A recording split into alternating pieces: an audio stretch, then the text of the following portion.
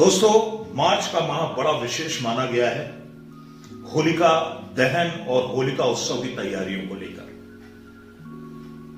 ऐसी मान्यता है कि होलिका दहन से 8 दिनों पूर्व की जो अवधि होती है उसे हम शास्त्रीय या ज्योतिषीय भाषा में होलाष्टक कहते हैं।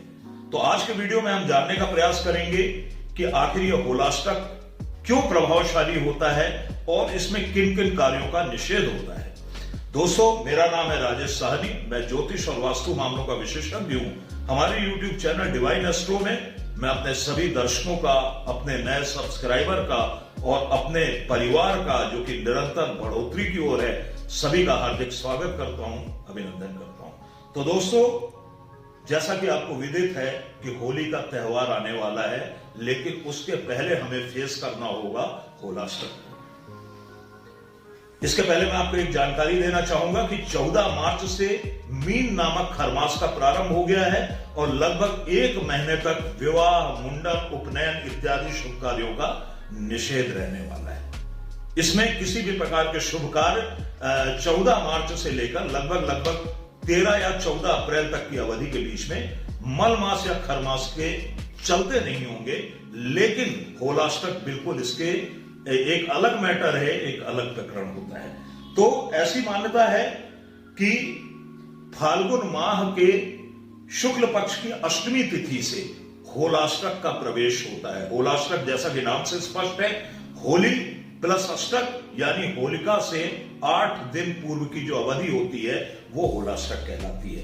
होलाष्टक से होलिका दहन की तैयारियां प्रारंभ हो जाती हैं। वर्तमान परिप्रेक्ष्य में ये अवसर देखने को नहीं मिलता है, लेकिन हम लोग जब बहुत छोटे थे या आज भी गांवों में, कस्बों में होलाष्टक से ही लोग होलिका दहन की तैयारियों को अंजाम देना प्रारंभ करते हैं। होलिका दहन के लिए कंडे, लकड़ियां इत्यादि जो सामग्री होती है, होलिका दहन के लिए जो स्थान का चयन किया जाता है वो होलाष्टक की अवधि में किया जाता है, इससे पूर्व नहीं किया जाता है। और होलिका दहन के अगले ही दिन हम रंगों वाली होली मनाते हैं।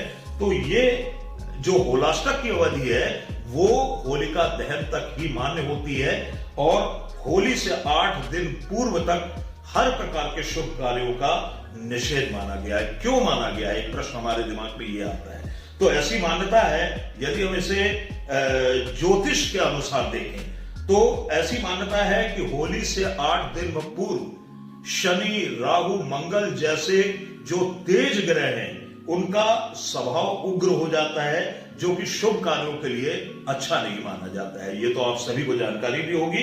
तो इस समय में किसी भी प्रकार के शुभ कार्य या मांगलिक कार्य नहीं किए जाते हैं, क्योंकि ऐसे कार्य करने से हमें उसके पूर्ण फल की प्राप्ति नहीं होती है और कार्यों का कहीं ना कहीं कार्यों में विघ्न और बाधाओं का प्रवेश होता है। ग्रहों की उग्रता से ये दुष्प्रभाव सब सामने आते हैं। ये तो हो गया ज्योतिषीय रीजन। तो होलाष्टक फाल्गुन मास के शुक्ल पक्ष की अष्टमी तिथि से प्रारंभ होते हैं और फाल्गुन मास की पूर्णिमा यानी होलिका दहन के दिन समाप्त हो जाएंगी। इस आधार पर यदि हम देखें तो इस वर्ष होलाष्टक फाल्गुन शुक्ल पक्ष की अष्टमी तिथि 17 मार्च से प्रारंभ हो जाएंगे, क्योंकि इसी दिन ही फाल्गुन शुक्ल पक्ष की अष्टमी तिथि रात्रि 9:52 से प्रारंभ होने जा रही है। फाल्गुन पूर्णिमा इस वर्ष 24 मार्च को है। ऐसे में होलाष्टक 17 मार्च से लेकर 24 मार्च तक की अवधि यानी 8 दिनों तक के लिए रहेंगी और इसके ठीक अगले दिन 25 मार्च को रंगों वाली होली खेली जा सकेगी। अब ये तो हो गए ज्योतिषी कारण कि होलाष्टक क्यों वर्जित कहे गए हैं शुभ कार्यों के लिए, लेकिन इसके पीछे कुछ पौराणिक मान्यताएं भी है। पौराणिक मान्यताओं के अनुसार फाल्गुन शुक्ल अष्टमी तिथि से ही हिरण्यकश्यप के बेटे प्रहलाद को हिरण्यकश्यप ने, माफ कीजिएगा, प्रहलाद को तरह तरह से यातनाएं देना प्रारंभ कर दिया था और यहीं से उसकी यातनाओं का दौर प्रारंभ हुआ था।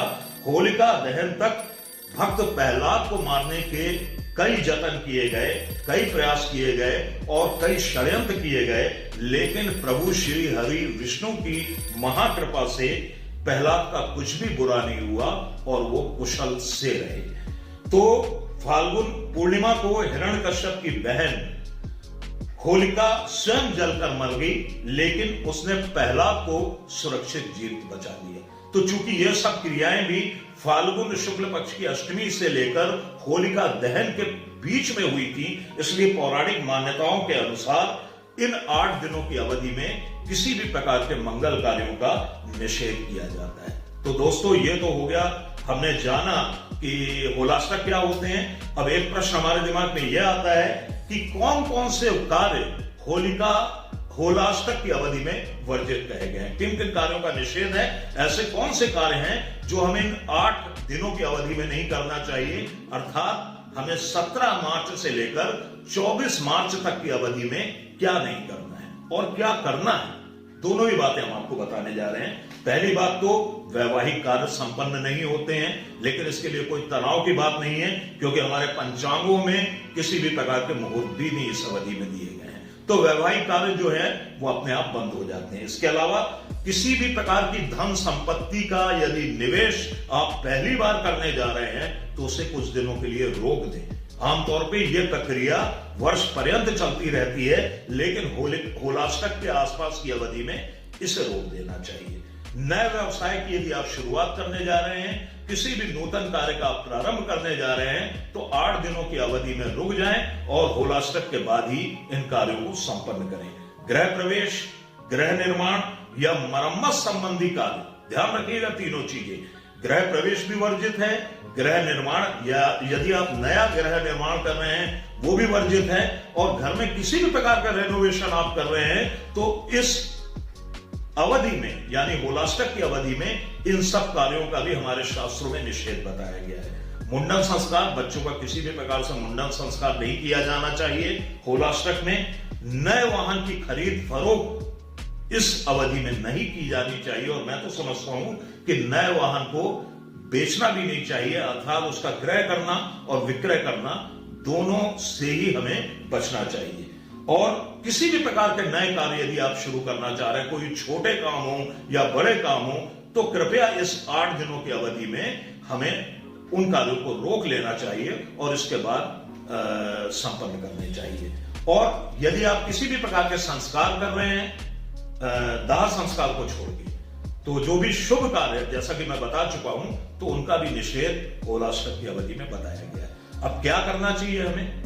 तो ये जो होलाष्टक की अवधि है, चूंकि जैसा कि मैंने आपको ज्योतिषीय मान्यताओं के अनुसार बताया कि इस अवधि में ग्रहों का प्रभाव बहुत उग्र होता है, तो ग्रहों के प्रभाव को शांत करने के लिए, क्षीण करने के लिए भगवान शिव की और हनुमान जी की और इसके साथ श्री हरि विष्णु की पूजा, साधना, उपासना इत्यादि की जानी चाहिए। यानी कि यह अवधि शुभ कार्यों के लिए, किसी भी प्रकार के नए कार्यों के लिए वर्जित है। लेकिन यदि आप पूजा पाठ इत्यादि कर रहे हैं, भगवान का भजन कीर्तन कर रहे हैं, अभिषेक इत्यादि कर रहे हैं, किसी प्रकार का जप अनुष्ठान आदि कर रहे हैं, तो उसके लिए कोई रोक टोक नहीं है। उसके लिए होलाष्टक की 8 दिनों की अवधि भी बहुत ही शुभ मानी गई।